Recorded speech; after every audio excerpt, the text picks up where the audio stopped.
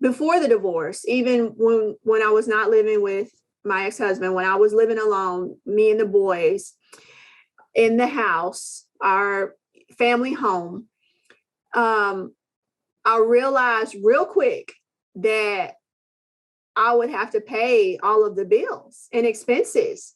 And I immediately realized, okay, these numbers are not making sense now, Right. right? Like all of a sudden a 2 income comes to 1 income. And for me, looking at my budget and what the bills were, it wasn't adding up. It wasn't making sense at the end, the balance. And I immediately knew I needed to do something about it because I have my children and now I've got to take care of myself. I've got the 2 children. I've got the 1 income. I've got to pull up my big girl panties and I've got to get out here and figure this out.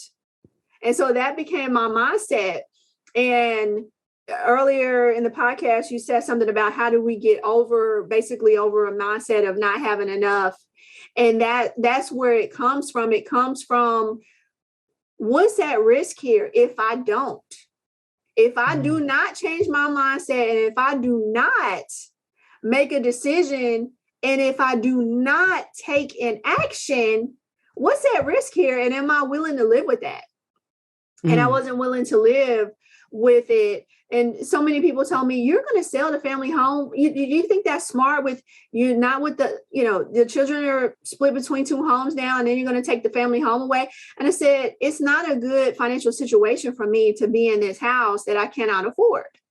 So I'm not willing to be in a house that I can't afford, so I can be stressed out just so they can still stay in the same house. It's painful for everybody. Right. And so Absolutely. I sold the house. And that was the biggest relief.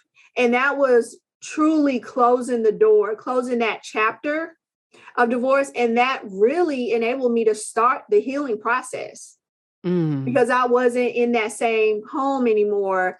And I was able to move forward, start afresh, and start a new financial journey.